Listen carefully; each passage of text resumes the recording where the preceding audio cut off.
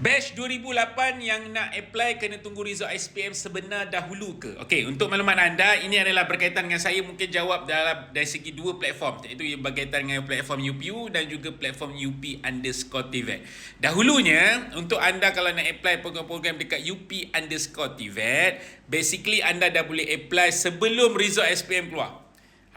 Sekiranya permohonan dibuka, terutamanya berkaitan dengan intake yang akan datang. Contoh intake Julai 2026.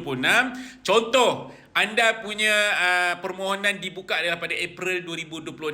Result SPM anda pun tak keluar lagi. So apa yang anda kena buat adalah anda apply ketika itu dan anda pilih bidang yang anda nak. Nanti bila result keluar, SPM keluar, dia akan automatik bantu anda untuk tentukan program mana yang sesuai untuk anda, yang boleh anda memenuhi syarat kelayakan bidang yang anda apply. Itu untuk UP_TVET. Untuk UPU, dahulunya kalau ada fasa 1 dan fasa 2. Sekarang dah tak ada fasa 1 dan fasa 2. Dahulu fasa 1 anda kena masukkan result trial SPM anda. Tapi kali ini, tahun ini, anda tak perlu letak result SPM dulu. Anda just terus letak isi maklumat yang anda nak dan program yang anda nak apply.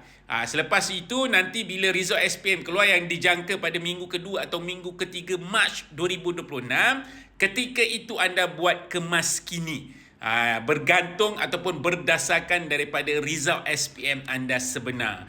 Itu antara maklumat untuk saya maklumkan kepada pelajar-pelajar SPM Batch 2008. So kongsikan video ini kepada kawan-kawan anda dan tolong komen dekat ruangan komen. Anda nak program apa?